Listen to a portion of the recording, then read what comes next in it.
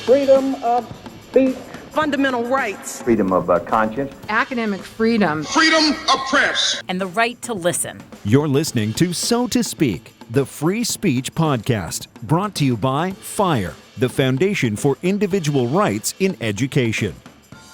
Hello, and welcome back to So to Speak, the free speech podcast, where every other week we take an uncensored look at the world of free expression through personal stories and candid conversations. I am your host, Nico Perrino, and today we're joined by Charles C.W. Cooke. Charles is the editor of nationalreview.com, and I'm assuming the Englishman representative in the popular National Review podcast, Mad Dogs and Englishmen, which he co-hosts with Kevin Williamson, who's been on the show before, I believe, last year, to talk about his book. Charles, welcome onto the show. Thank you so much for having me.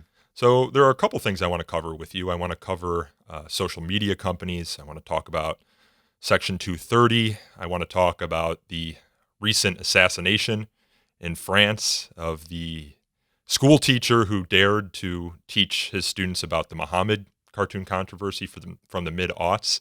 But I want to begin by asking you about something that happened in 2018 that would really first put you on my radar as a thinker on issues pertaining to free expression, which was a Kenyon College panel you participated in. Kenyon College is in Ohio. You remember that panel? I do. It was quite a hot event because you were there with Ulrich Baer, who's an NYU professor, and in the year before wrote a op-ed that went kind of viral in the New York Times called "What Snowflakes Get Right About Free Speech." And then you were also, on the other side of you on the panel, with Stephanie Freiberg, who's the diversity and social transformation professor at the University of Michigan.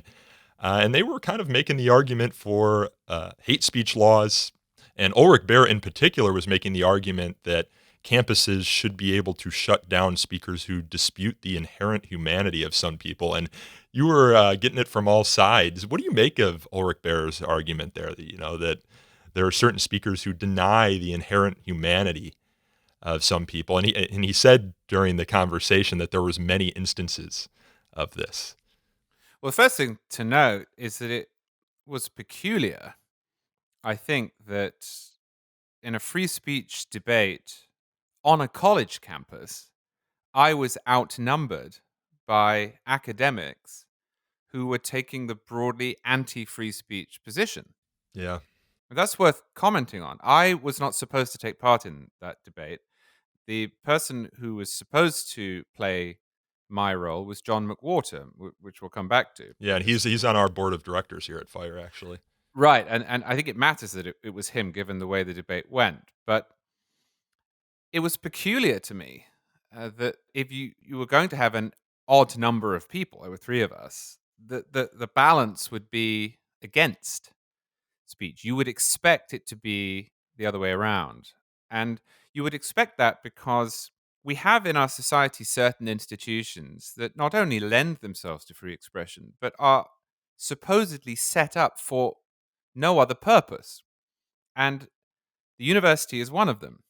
And oddly enough, it's these institutions recently that have become the most hostile to free speech. If you look around the United States, you will see this upside down arrangement where the two primary venues for free expression and inquiry, the university and the newspaper, have become more hostile toward it than, say, corporations or little platoon organizations, or what you will. And that's strange. And I thought that was made evident at the debate at Kenyon.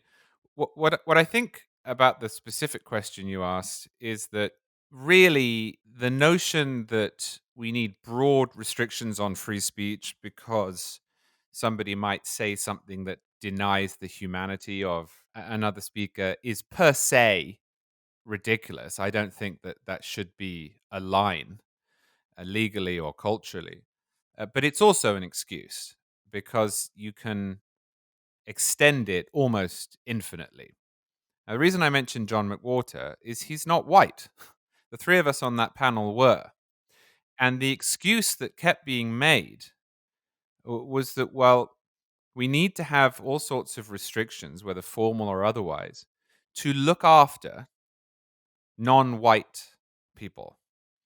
But had I not been there, the case against that would have been made by the only non-white person on the panel. Now, I said this at the end.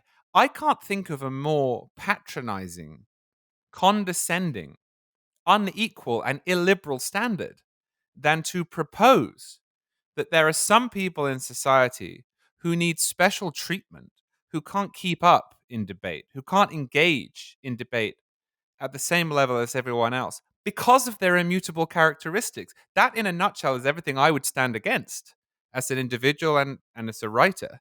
And I think that what we have seen is not only the acceptance of that idea per se, but its extension into all realms. And so now, if you engage in the debate over the metaphysical nature of a transgender person, you are denying their humanity. If you comment on the founding of the United States, whether it was virtuous or sinful, you are denying the humanity of our ancestors. And really, this is a slippery slope that will lead to less free inquiry and less flourishing on university campuses and elsewhere. The patronizing nature of the argument. In the mid-aughts, we at FIRE talked often about what we called the strong student model, the idea that students are not too weak to live with freedom. You don't need this benevolent autocrat sitting in the university administration office writing policies about what can and can't be said on campus because they were afraid of the hurt feelings that the students might get. And students were our best constituency for open expression and dialogue on campus. But that started to change around 2014. That's when you started to see the rise in language surrounding microaggressions, trigger warnings, this kind of trauma-informed dialogue, almost a medicalization of censorship. So is it still true that students, or anyone else for that matter, are strong enough to live with freedom, or have they started to internalize the arguments that those in the ivory tower, if you want to say, have been making about what words can do to people's psyche? Well, I think there's two answers to that. The first is yes, some have, and unfortunately, it only takes a few to affect change on campus that affects everyone. Well, how do you push back about that on that? Because I go to campuses and I take questions from audiences and students, and they make these arguments to me. And how do you tell someone that this is just kind of the cost of freedom? That sometimes you're going to be offended. I think that brings me to the second point there, which is that it's actually perverse. There's a tension, isn't there? Because on the one hand, you have the case for censorship, which relies upon the idea that differing levels of power require the Ulrich Baers of the world to intervene benevolently and protect the weak. And you also have the practical side, which is that students, if they can convince the faculty and administrative bodies to back them with force, are actually not weak. Yeah. I mean, this is the perversity of it. So what you're telling me is X person is marginalized and weak and needs our protection. But that person is also powerful enough to command the university to silence everyone else. I just don't think that stands up. I think what that shows us is that actually the minority, and I believe it is a minority on campus that are ruining it for everyone else, are the powerful people. They're the people who have worked out how to wield the censor's pen, as you say, by medicalizing the question, by talking about safety and so on. And it has to be acknowledged by doing so in a way that aligns with the prejudices and preferences of the faculty, because this doesn't work the other way around, right? There is no one on a college campus who's a huge fan of Ben Shapiro who manages to get the faculty to disinvite Joy Reid. Mm-hmm. It's always the other way around. And so you have a powerful minority allying itself with the power structure and the prevailing ideology and orthodoxy on campus and claiming that it needs to do so because it is powerless. It's pathetic. Well, that's the charade of it all, right? So you have groups of students on campus, many of whom are the ones calling for censorship, also at the same time saying that they're an oppressed group on campus, saying that the administration is oppressing them in one way or another, but at the same time calling for speech codes that would then give that very same administration the power to censor. So it's either that they are just tactically short-sighted, or B, they actually don't believe that the administration isn't on their side. They actually think it's on their side and therefore want to give them the power, short-sighted though that may be, because we all know that everyone is mortal and people shift careers and change jobs, and those administrators might not always be there, though I doubt in a college environment you'd get administrators with dramatically different beliefs. But in this Kenyon College panel, and I wasn't there, I actually heard about it because at the end of the panel, you all took questions, and the first question came from Steven Pinker, of course, the author of Enlightenment Now, Better Angels of Our Nature, an advisory council member here at FIRE. He's over at Harvard. And he asked Ulrich Baer, what speakers do you have in mind when you say that campuses should ban those who deny the inherent humanity of some people? And Ulrich Baer, and Aaron, our editor, if he could cut some of this in, I'd appreciate it, struggled for minutes to just kind of deflect the question. He refused to name a single speaker who would fall under this description of denying the inherent humanity of people. And Pinker kept pressing him on it. And at the end, he just said, I don't want to give them the platform. It becomes interesting when you say, okay, so who is going to vet whether this person's crank theory about some group is actually vetted or not, been approved, edited? Maybe the person you named qualifies, fine. There are other people who do not. But this is what the university is in the business of doing all the time, to decide. So you said some things we know, they're just crank theories, obsolete paradigms. We don't deal with that anymore, except as historical artifacts. And other things we don't know yet. But this is what the university does. And instead of saying, we must throw up our hands, we don't know, like Stanley says, we're not moral philosophers, we can't make those decisions. We make those decisions in the university, and we should be in the business of making those decisions, because to just say anybody could come in here, it's simply not true. Yes, but that's not an issue. I don't know if anyone who's argued for inviting anyone to a university regardless of scholarly rigor. That is, any crank set on a soapbox on the street has the right to. No one's arguing that. The arguments are all on the content of people's opinions. Quite a few people get invited because they have a soapbox on Twitter. You don't have to invite them, but speech codes nevertheless obtain in many universities. But then who are you referring to when you talked about speakers who deny students' humanity? Who did you have in mind? Supported some of these protests and I don't think it's. I don't think it's. I'm going to take up the entire time debating someone's case, but I would give you evidence of what I mean. It has to be a statement where someone says, "This group, these people are not. They're not as human as other people. There's human superiority in some groups." And I can give you those. Who did you have in mind? No, I think. It's fine, but just for I think understanding. Fine. Go ahead. Of course, we have to parse it. Because that's how we would write these rules. That some topics, such as claims that some human beings are by definition inferior to others, or illegal or unworthy of legal standing, are not open to debate because such people cannot debate them on the same terms. Right. Okay, so. Yeah. So just for clarification, so who would you have in mind as who would be denying the humanity of some students? Do you want names of speakers right now? I'll give it. I don't think I need to give them the platform we had here that I actually don't think they deserve. It's a bit of a setup. You can't even no, utter their names? No, absolutely I can name them, but I won't. But then how are we going to evaluate your claim if we don't even know who you're talking about? We just have to take your faith. You know who these people are, and when they come, you have the right to exclude them, but we can't actually challenge your opinion as to whether those people... We're not going to get an answer. Okay.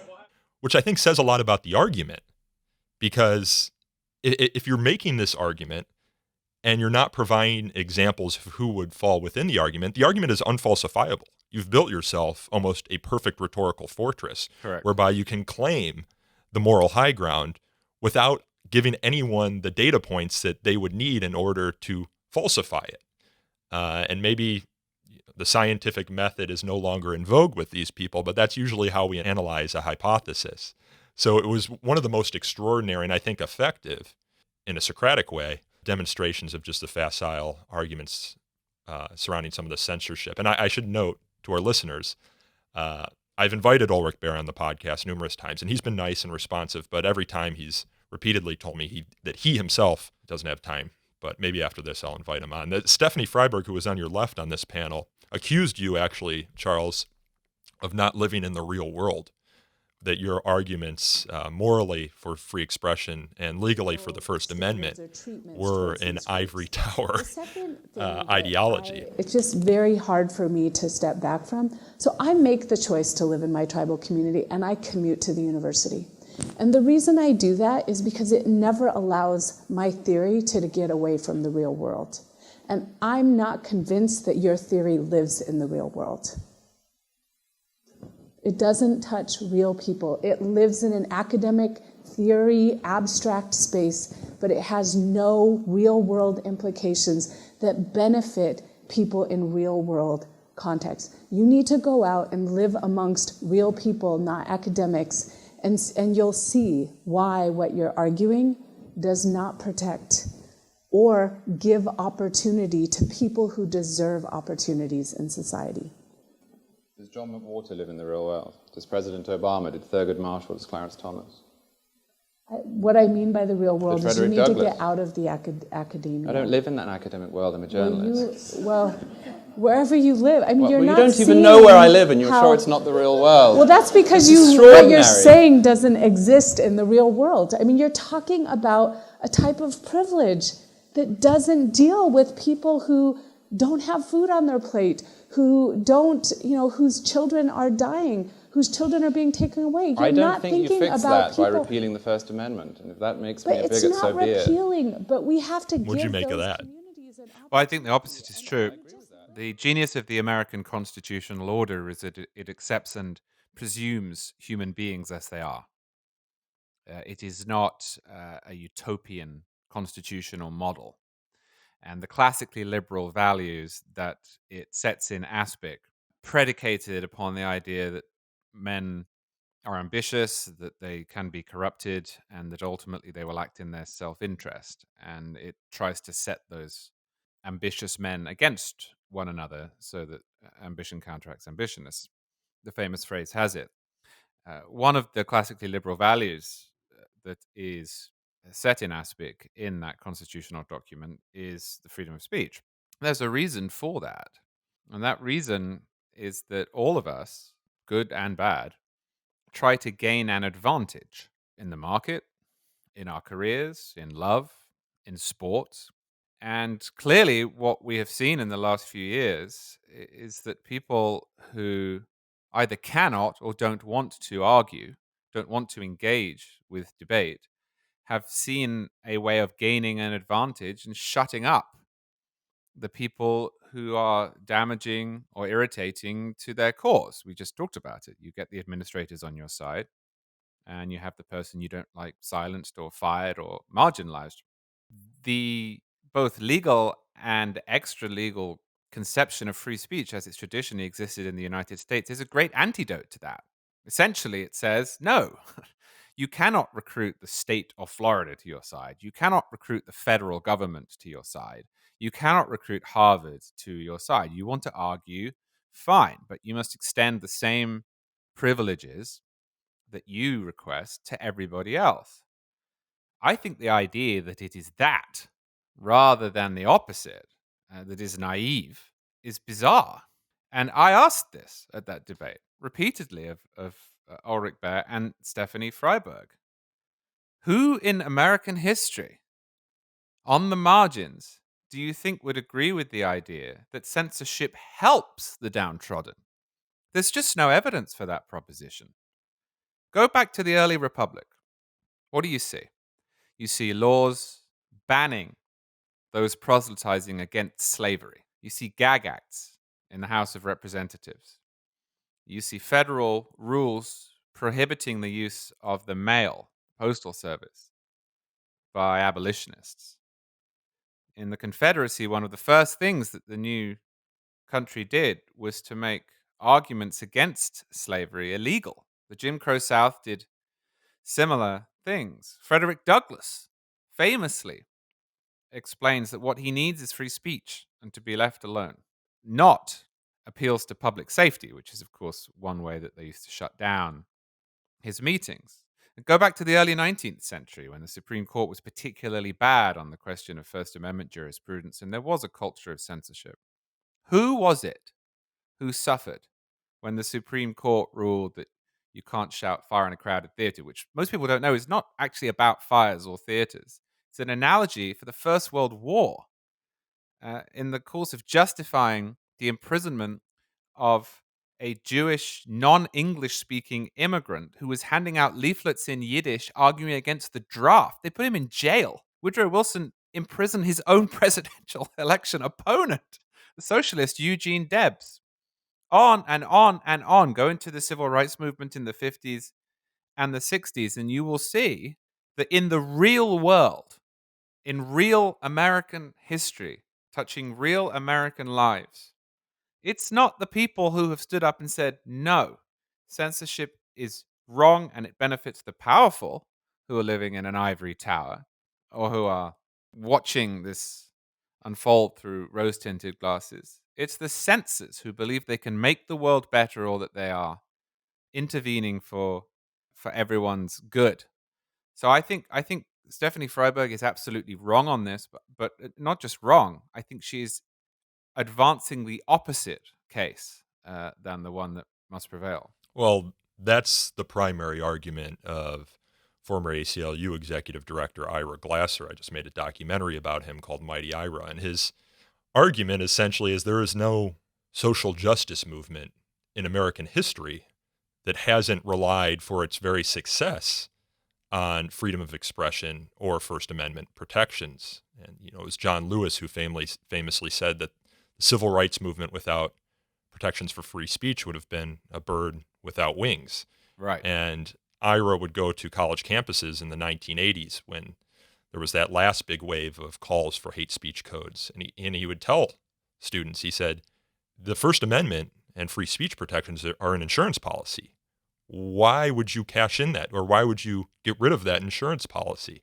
And he likes to use a poison gas metaphor. He says, you know, censorship might look nice or seem like a good tactic when the wind is in your favor, but the wind has a way of shifting directions. And this whole argument that, you know, you're not living in the real world, Charles. I mean, Steven Pinker's question of Ulrich Baer proved that the other side isn't living in the real world. They can't even give you an example that would justify their moral theories. I must say it was lovely because during the debate, I wasn't sure what the audience was thinking. People were quiet and respectful. You didn't have interruptions or heckling or shaking of heads. People sat and stared. And obviously I was outnumbered. And I sort of finished after the hour's debate. And I thought, well, I wonder how that went, how that came across. And then the first person who spoke up was Steven Pinker agreeing with me. And I thought, well, it must have gone okay then. Did you have, so you're around the same age as me, Charles. And when I was in college, I went to Indiana University. These sort of debates weren't really top of mind. You didn't see the same sort of trends that we see now. I probably graduated right before they started to become in vogue. You were at Oxford, you know, famous debating union there. What was your experience there? Were these issues kind of in the zeitgeist at the time? No, but there was a clear dividing line. When I first went up to Oxford in 2004, I found it to be the most wonderful, open-minded place, both socially and in my tutorials. I never once had anyone try to silence me. I never once had anyone say they were unsafe or marginalized. It was a place where debate flowed freely in the bars, in the classroom, and of course at the Oxford Union Debating Society, which I participated in. It was the model of what a university should be. And throughout my time there, I saw exactly that. But I didn't leave the city of Oxford when I graduated. I stayed there for 4 years. And when you leave Oxford, you can remain a member of the Oxford Union as long as you pay your annual dues. It's open to alumni. So I used to go. I mean, not just to see the debates, but also because they have fascinating speakers, right? I mean, to put this into context, we had Hans Blix come and speak to us during the debate over Iraq. And you'll fly people in from other countries. I know that because Yeah. my boss, Greg Lukianoff, was invited out there. And I thought, Right. well, you must have a good deal of money if you can bring someone from the United States in just for a debate. Yeah, so they have great speakers and great debates, and I had some friends who were still there, and I used to go down. Now, the year after I had left, the committee decided that they would invite David Irving, well, I say historian. Once he was a historian, he's now a propagandist and a Holocaust denier. And Nick Griffin, who you may not have heard of. He's a very silly man who is the head of the British National Party, which is a Oswald Mosley type fascist organization. Yeah, I don't know Nick Griffin, but I know David Irving quite well because they made a movie about him and his defamation fight with Deborah Lipstadt, which was fairly good. Yeah, it was good. It was good. Denial, I think it's called. We interviewed Deborah Lipstadt on the podcast years ago. Yeah, it's Denial. It's a good movie. I saw it on a plane. But the point is, they decided they would invite these two, but they would also have other debaters, and they would debate fascism, essentially. Now, the reaction to this surprised me, given my experience at Oxford. It became national news, and they had to cancel it. And one day, I was walking through the centre of Oxford, near the Oxford Union, and in the street which leads to the gate, there were a bunch of balaclava-wearing people with big signs saying "No free speech for fascists," and they were blocking the entrance to the Oxford Union. Ironic, right? Yeah, and I thought, I have no time whatsoever for Nick Griffin or David Irving, but this is ironic, and this is very sad, given that this is an institution in Oxford that has been described as the last bastion of free speech in the world, and that was set up because it was outside of the clutches of government censorship in Britain in the 19th century. And what struck me more than the guys in balaclavas, although it was moderately alarming. I mean, if you'd said to me, "Well, that there's this debate over fascism going to happen, we're a bit worried about people who might show up," and he said that they will be in balaclavas, I would have assumed that they would be the fascists, not the so-called anti-fascists. But what really struck me about this was that all of the arguments which sadly prevailed against this invitation seemed to assume that everyone who attended Oxford and was a member of the Oxford Union was a moron. I mean, what I still ask, what did they think was going to happen? Did they think that the 450 people in that debating chamber watching this debate were going to listen for 45 minutes, forget everything they already thought, had learned, knew, believed, and goose step out?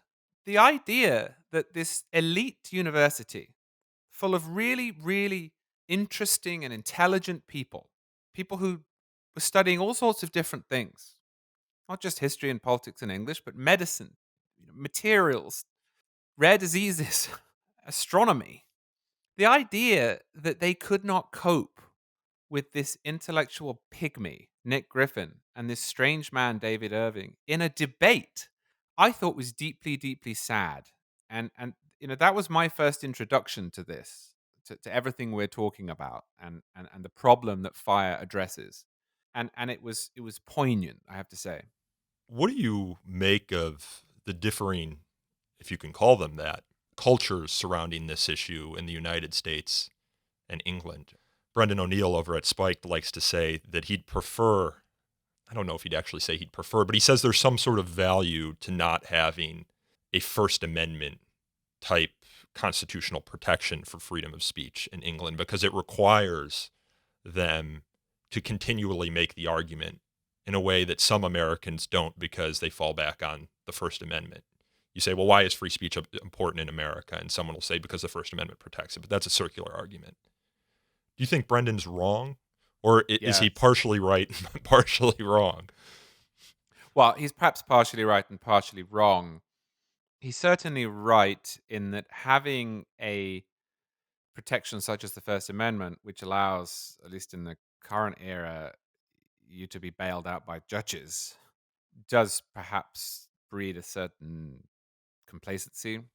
Yeah, and I caught myself there when saying, because I do think he says there's a value to it, but he's also been the victim of not having a First Amendment because Spiked was a Marxist, like a neo-Trotskyist magazine. What was it called? I forget.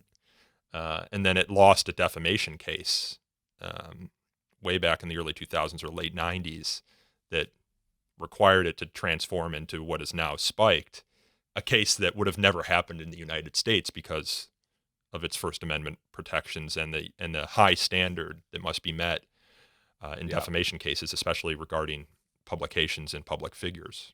Well, I'd much rather have it, though, for a couple of reasons. The first one is I do think to some extent the causation flows the other way. James Madison, when he introduced the Bill of Rights, the post-convention period in Congress, the first Congress, he said two things. One, that none of the protections that would be included were controversial in his estimation. And the second was that he hoped that by putting down in words the importance of certain liberties, that they would be cherished in the national bosom, that they would reinforce the existing enthusiasm for the right to jury trial, free speech, Second Amendment, and so on.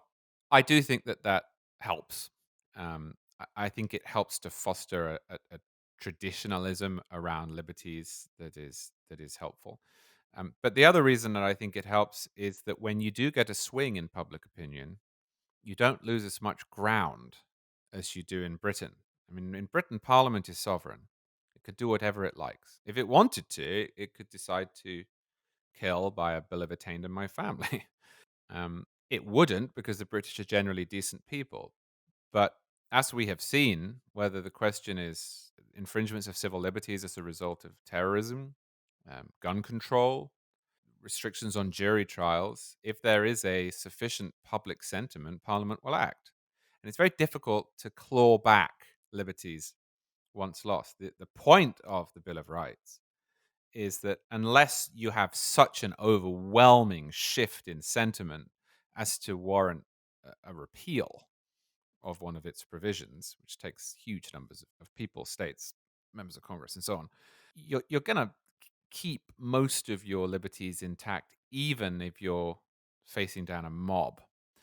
And what that does is it allows you a little breathing room to fight another day. Yeah, it's an anti-majoritarian document, the Bill of Rights. It's meant to protect minorities. Right. But as well as that, what it does is it means that you're not every time fighting on the back foot, because you probably have prevailed even during the whoosh of emotion. And I think in politics that is very, very valuable. I mean, if you look at the way that progressives tend to talk, they will get one thing done and then they'll say, well, we already do this or that. And slowly but surely we already do everything that they want. And I think the First Amendment prevents that, which allows the Brendan O'Neills of the world to go out there and argue from a position of strength. Another Oxford man who was a strong advocate of freedom of expression, of course, was Christopher Hitchens. I wanted to get your sense. I don't think I've ever heard you talk about Christopher Hitchens. I was just curious, and it doesn't necessarily need to be in the context of freedom of expression, just what you think of him and his cause over the years, of him personally. Well, I think he was a wonderful writer, debater. Yeah, he's one of I should say he's one of my I got a poster of him here in my office, and his book Letters to a Young Contrarian is probably one of the my favorite polemical works ever written. And he probably had, I think, the best speech in support of free expression principles that I've ever seen give. It was 20 minutes. It was given in Canada. I forget when. I'll link it in the show notes. But, the arguments you make, Charles, kind of remind me of some of the arguments he makes, which is kind of why I wanted to ask you about him. Also, because you're both British. We're both exiles who have adopted the American model. I think he was a wonderful writer. I think he was a wonderful debater. You say it doesn't necessarily have to be within the free speech context, but that is where he was the most valuable in my view, because it's the starting point. I mean, all of the various questions that we debate are subordinated to our ability to debate them. Now, I'm sure I disagree with Christopher Hitchens on a huge number of questions, but if you can't confirm with your sparring partner that they are happy for you to make your case, then you really don't have a debate. And he was emphatically willing to do so. And I think perhaps his greatest contribution to this area was his belligerence, by which I mean, he says during that speech you referenced in Canada, I won't, I won't say the exact words. It's a family podcast, but he essentially says at the end that any one person who has a problem with him saying whatever he wants at any point can go to hell. Yeah, he says, I think you can take a number, get in line, and kiss my ass. Okay, well, you said it, not me. Well, we said at the top of the show, this is an uncensored podcast, so Okay. we can go there. But yeah, But I think that against some of the behavior that we were talking about at the beginning of the show, that sort of unapologetic and unyielding approach is necessary, because the people who are trying to clamp down on free expression, both legally and culturally, they're not polite about it. They're not retiring in their efforts. They in fact say the most absurd things with the most supreme confidence. And it's going to take people who stand up and say no. I'm aware I'm digressing here a little bit, but this is, for what it's worth, my view of how we fight cancel culture. It's difficult for most people. It's easier for public figures. And so public figures have to lead the way. They have to behave in the way J.K. Rowling behaves. Yeah, it's easier for her than it is a guy who works at KFC. She's worth billions of dollars. She can't really be cancelled in any meaningful way. So she needs to lead this, and she is. It takes the Christopher Hitchenses of the world and the Ben Shapiros of the world just to say no. And the reason that it's important is that if you watch the way that these fights tend to play out, once someone says no, there's really not much left. The censors among us are used to winning. yeah. They're used to getting their own way. There's never a second stage. They say, I'm offended. You should apologize. You should be quiet. You should be fired. You should retract that. And far too often, people, corporations, universities say, oh, okay, I will. But, if you say, absolutely not, go to hell, then what are they left with? The same request. But you need to, no, I'm not doing it. And they move on to the next person. And there are actually studies that demonstrate that, and I don't remember where it was published off the top of my head, but there was a study as to whether apologies in these sorts of circumstances kind of mobilize the opposition or disperse the opposition, which is what the apology is made to effectively do, which is defang them. But it actually, apologies in some contexts have a way of mobilizing the opposition and making their cause even more fervent. Yeah. And I think Donald Trump has kind of demonstrated that in certain contexts. Like, their refusal to apologize kind of leaves his opponents saying, well, what now? Right. And of course, sometimes we all do things that require us to apologize. No, of course. And I'm not saying, the tactic question is different from the moral question, of course. But there is something to be said for the tactical question, especially when the only other reason to give the apology is to put yourself on the good graces of those who are calling for you to apologize, not because you actually think you morally or did something wrong. Yes. Another great thing about Hitchens was that his argument was in favor of free speech per se. Mm-hmm. And you can level all sorts of arguments in favor of free speech, and I believe all of them. I think that if we were to host a debate on free speech, is it good or bad, and it was substantive, I think that the advocates of free speech would win. But I also think that I have an unalienable right to it, irrespective of whether I can prove to anybody else. Yeah, that's the personal autonomy argument, yeah. Yeah, and the reason I think that matters is that I actually don't really believe that offense is important. I mean, I forget his name, but there was a guy recently, African American guy. I think he had a show talking about sports. Anyway, he got canned because he said some insane things about black people being superior to white people. I personally, I could not stop watching this. It was so insane. I haven't heard of this. I think his name was Nick. Anyway, he was talking with his co-host about how people who have melanin are chosen by God, and those who don't are, evil and flawed and depressed and inferior. Now, this is nuts, right? I mean, this is it's just the other way around to traditional white supremacy. But I'm still a little confused as to who actually was upset by this. I mean, what did it actually do? I think the guy's wrong. I don't know how he came to this view. I don't know what he's been reading that led him to advance it with such abandon and such confidence. And I'm sure that somewhere lurking in the background, there is Louis Farrakhan. But so what? So what? I mean, if that's what he believes, if that's what he wants to talk about, okay.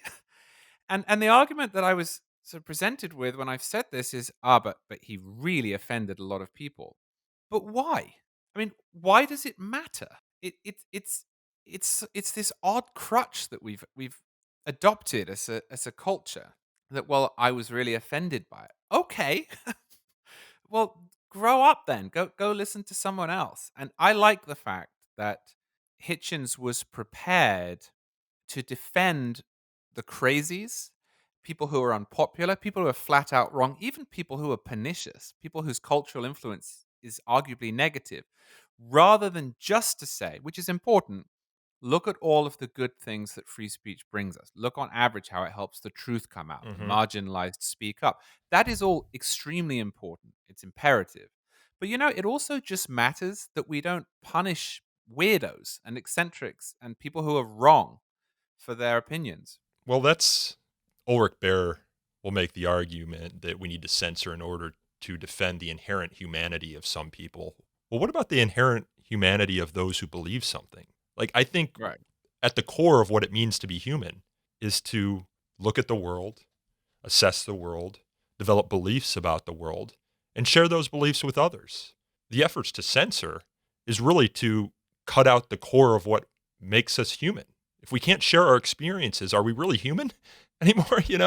So this denying humanity argument is facile insofar as it itself denies the humanity of those who wish to be who they are and speak their mind. And I agree with you. Hitchens, and it's become a cliche to say, we miss Hitchens and we'd love to see what he has to say about the current moment.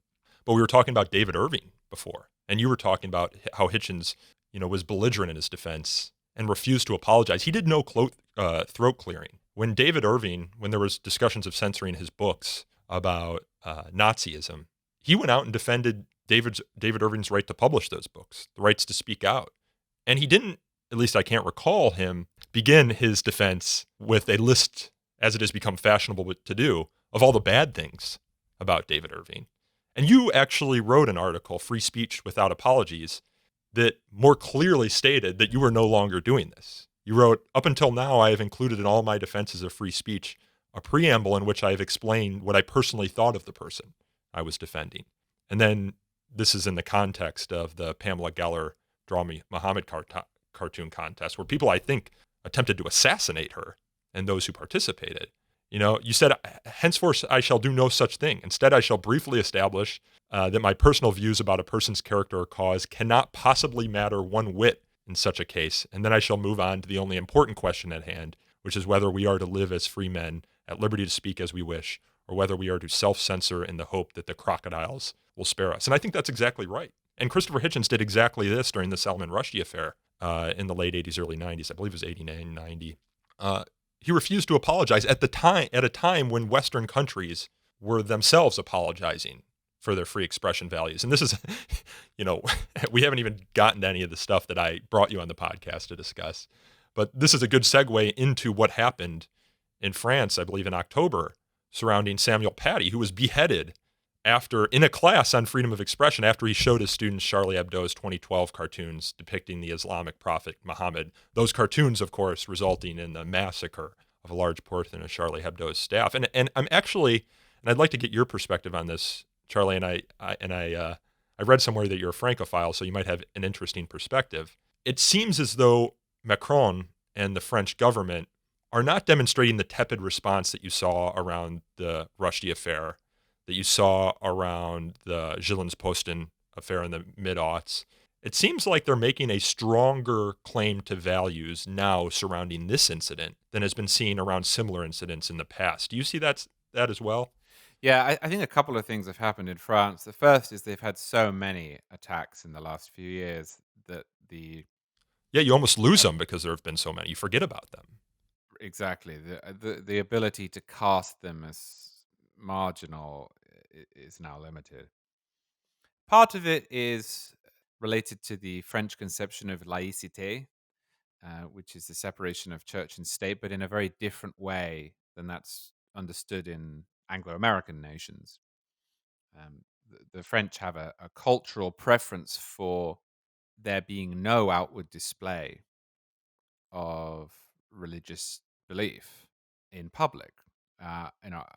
We shouldn't get bogged down in American First Amendment jurisprudence, but the American separation is largely intended to protect religion rather than the state, whatever progressive judges might wish it meant.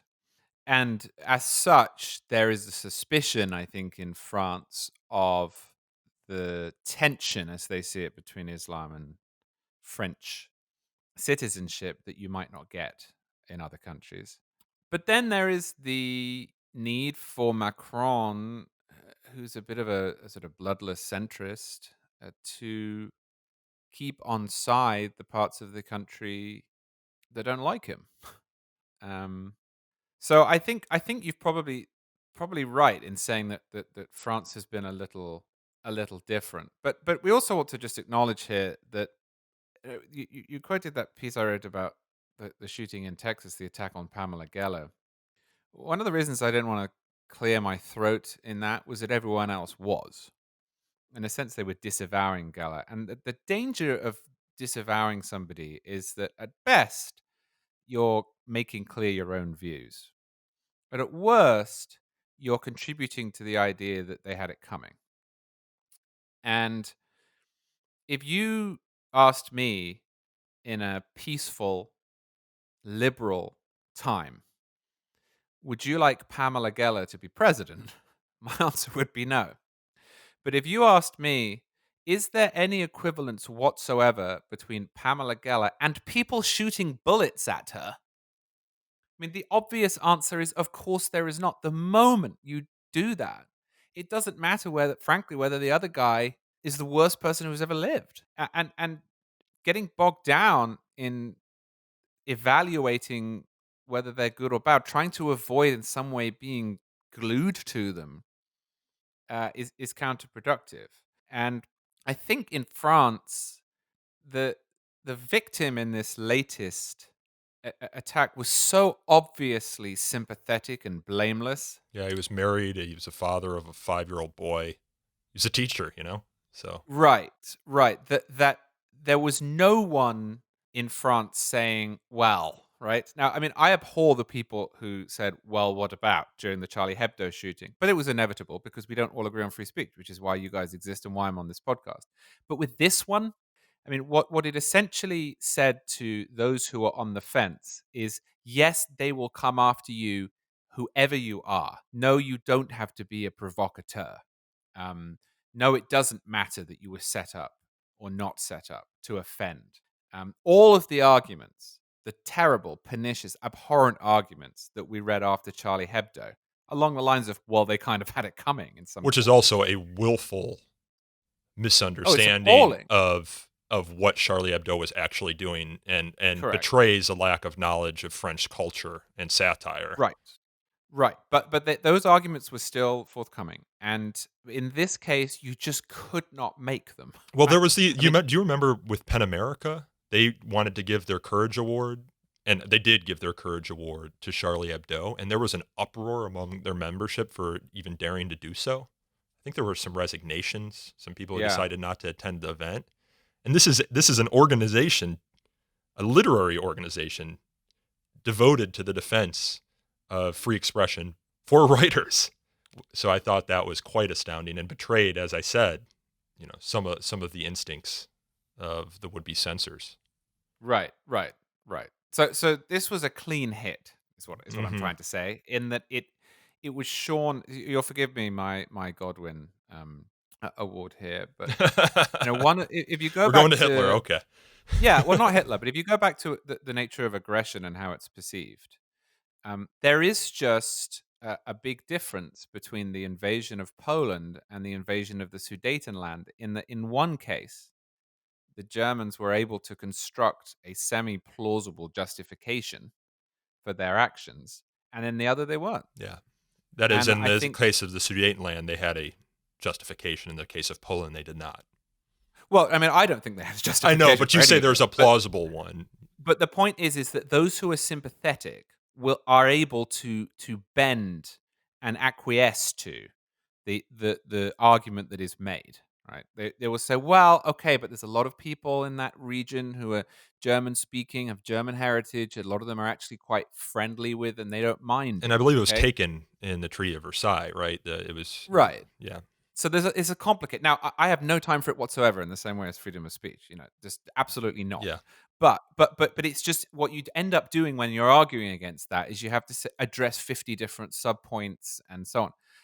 Once you get to Poland, it's like, okay, we can see where this is going. And so if you'll forgive me my analogy, that's really what I think has happened in France is that all of the arguments that were made that Charlie Hebdo was more complicated, or well, what about this, or they had it coming, or they were provocative, all of those, they're garbage.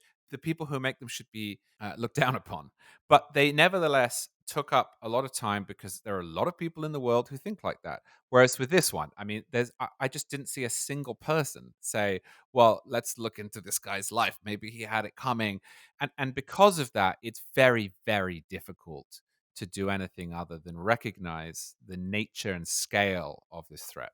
What do you make? So I said at the beginning of this line of questioning that, there has been a strong defense of values on behalf of Macron and his administration and some within French society. But at the same time, they have, the French Minister of the Interior ordered the Grand Mosque de Pantin to be closed for 6 months. It was one of the mosques, or I believe the mosque, that published videos that were alleged to have incite violence against the teacher. They dissolved 2 Islamic NGOs, a collective against Islamophobia in France, Baraka City. They were described as enemies of the state. These, and I think they're looking to dissolve further 50 other organizations connected with radical Islam. I mean, in the United States, that would be pretty difficult to do. And it should be. And, shutting down religious organizations. And also, some of the allegations of incitement that you see would just never meet the Brandenburg standard of incitement here in the United States. I don't think the French have got it right. I'm pleased that they've been full-throated in their condemnation and explanation of what happened, but I don't think France is the correct model. Yeah. I love France. As you say, I am a Francophile. I've spent a lot of my life in France. There's a lot to recommend it, but I'm in the United States for a reason, and I view religious liberty and conscience rights as being inextricable from free speech. I don't draw a line between them. France does not have particularly good free speech protections. It doesn't have particularly good religious liberty protections. It doesn't have particularly good protections of conscience rights.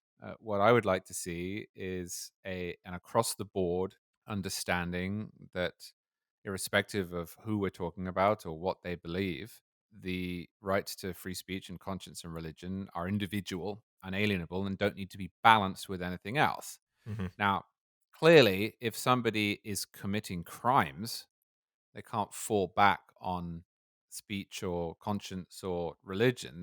There was no exception for Charles Manson's conscience. But the actions that were taken in France, I think, were not limited to crime. They moved quite far into essentially actions against the dissemination of information or ideas. And although I accept that at the bleeding edge in the United States, there is some room for government power. You mentioned the Brandenburg Standard. That edge here is so far out Yeah. compared to in Britain or the United States or the rest of the world. And I personally find it rather alarming that when I am told that, especially on college campuses, it's usually presented as a problem. Well, the United States is the only country in which, well, that's why I'm here. I like that. I realize now that we're running up against an hour. I don't know if you have an 11 o'clock, but if you've got another 5 or 10 minutes, I did want to ask you about social media companies and censorship. It seems like a year ago that Twitter took down the New York Post Twitter account, or suspended the New York Post Twitter account for its reporting on the Joe Biden, Hunter Biden, Burisma, or I forget what the context was even there. You're not active on Twitter. I believe on your Twitter account it says that you've left the platform because you don't find it useful or find it interesting. I kind of wanted to get your sense in the conservative movement. The National Review is thought of as a conservative publication, although at this point it's like the conservative resistance. Although I'm sure you hate that adjective. The conservative movement to gut Section 230, which says, and I think I should read the clause here from the Communications Decency Act because folks aren't usually familiar with it. It says no provider or user of an interactive computer service shall be treated as the publisher or speaker of any information provided by another information content provider. I want to get your sense of this movement. I've heard you elsewhere say that you think it's a bad idea, and just on its face, I don't see how this would help with the perceived censorship problems that you get from the social media companies. The argument being that they censor conservatives. If anything, it would make them worse, in my mind. Yes. I think Section 230 is an excellent law, and I'm glad it's there, and I oppose its repeal. I think that ultimately Section 230 provides a routing mechanism which directs complaints to the correct party. There's a lot of nonsense spoken about Section 230 and a lot of myths, some of them deliberate, some of them not. One of them is that there is a distinction between platforms and publishers in the law. There's not.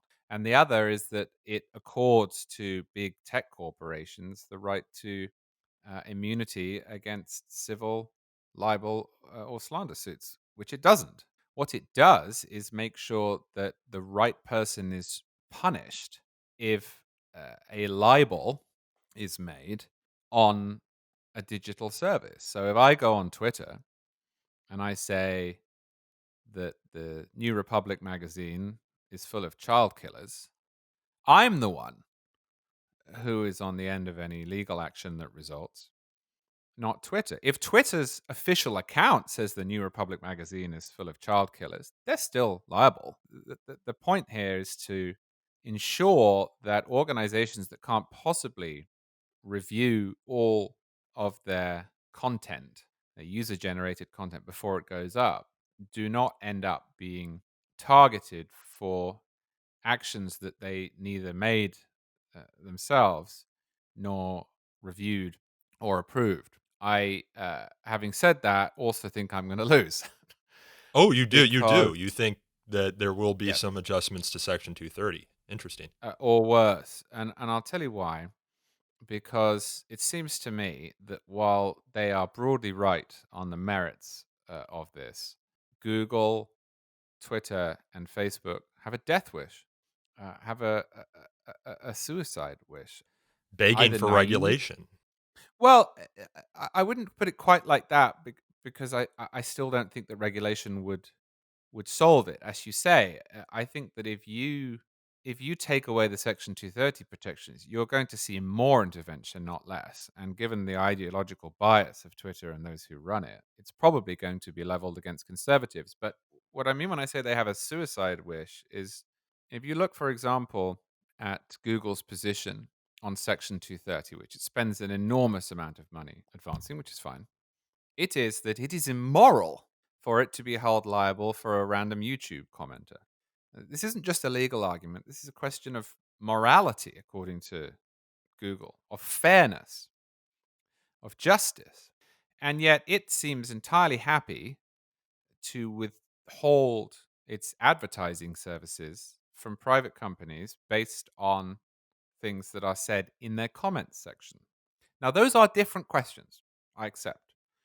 Well, Google's. is there a pretty solid argument for that? And maybe this is a inapt comparison, and I hope you'll correct me if you think so. But if I have a dinner party and I have created the forum for this dinner party at my home, and I invite a bunch of interesting people to come and sit around a table, and one of those interesting people libels or defames someone else sitting at the dinner party, me as the forum provider shouldn't be held liable for that defamation, right? Right. Which is essentially what gutting 230. Now, while if gutting 230 would open the door for this, I don't know, but essentially what they're asking for, those who would seek to gut 230, is to make the host of the dinner party responsible for what the people at the dinner party say, which isn't Right. true, which is and Right. I think is morally incorrect. Right. And that's what I'm suggesting, is that Google is simultaneously arguing. Now, again, I should say, I accept these are different circumstances. I accept that Google's business to business activity is not regulated under Section 230. So this is not a legal argument. Mm-hmm. But Google cannot continue to say, on the one hand, it would be immoral for us to be liable for YouTube commenters' words simply because we provided the platform. And it is necessary for us to remove our services from any website whose commenters say things. Yeah, they want it both ways. Well, they do. And because I think that people are moved on this question not by technical discussions of the merits of Section 230, why it was written, what is a platform, what's the difference between a host and a social media website, and so on. I think people are moved on this by a sense of fairness. Yeah, And double I think that standards. Google's argument is a strong one when it's grounded in the idea that it should not be punished for conduct for which it's not responsible. I think once it starts making the opposite case when it suits it, you're going to see a split. And I mean, the other thing that makes me think they have a suicide wish is just the way that Twitter has behaved with the president, with the Joe Biden story. Often politics is about power. It's not about principle. And if you want to routinely irritate the side that is itching to regulate you, um, you know, you're probably going to pay for it. This also isn't really a conservative argument. Before this conversation, I was reading up on the Electronic Freedom Foundation's website, EFF's website, about the legal protections provided by Section 230. They say they're unique to United States law. European nations, Canada, Japan, and the vast majority of other countries do not have an equivalent. And they go on to say that while these countries have high levels of internet access, most prominent online services are based in the United States. And this is in part because Section 230 makes the U.S. a safe haven for websites that want to provide a platform for controversial or political speech and a legal environment favorable to free expression. So if you're looking at this as a free market conservative, you could risk losing the competitive advantage in gutting Section 230. We have FANG stocks because, and the F in FANG is Facebook and the G is Google, make up a huge share of the S&P 500. Do you risk losing some of those companies or future companies because you don't provide them the legal environment that would make doing business possible? I don't know. And a legal environment that is not a special benefit, that is not a unique protection, but that makes sense on its face. I mean, as a free market conservative, I think that Twitter and Facebook, as private companies, should be able to do broadly whatever they want. And if they decide they don't want me on there because they don't like my face, no, that's fine with me. I don't think the question of Section 230 regulation is connected to that. If you have a regime in which civil lawsuits can be brought, government is going to have to create rules, and these rules make sense. I just think, unfortunately, that there is so much anger and irritation towards Silicon Valley on both left and right. I mean, we shouldn't forget that the left in the United States spent 4 years arguing that Facebook switched the election result 2016. Yeah. That based if, on $100,000 worth of advertising spent. If I could get that result for 100 as a Right. communications vice president here at Fire, I would ask for a bonus. Right. So what I'm saying is that I don't like it. It's not how I think. But Yeah. I think that I'm probably going to lose this argument just to a majority that doesn't care. Yeah. Well, I realize I've kept you longer than I promised you, but it's been a pleasure. Like I said, I've been hoping to get you on the podcast ever since I was first introduced to your thinking on these issues in that Kenyon panel, and I do hope that you'll keep writing about him, Charles. Of course. He's got some very interesting things to say. Thanks again for coming on the show. Thank you so much for having me. That was NationalReview.com editor Charles C.W. Cooke. He is also the co-host of Mad Dogs and Englishmen, an excellent National Review podcast. This podcast, however, is hosted, produced, and recorded by me, Nico Perrino, and edited by my colleague, Aaron Reese. You can learn more about So to Speak by following us on Twitter at twitter.com/freespeechtalk or liking us on Facebook at facebook.com/So to Speak podcast. If you have feedback, we take it at sotospeak@thefire.org. We also take reviews, which you can consider leaving on Apple Podcasts, Google Play, or wherever else you get your podcasts. They do help us attract new listeners to the show. And until next time, I thank you all again for listening.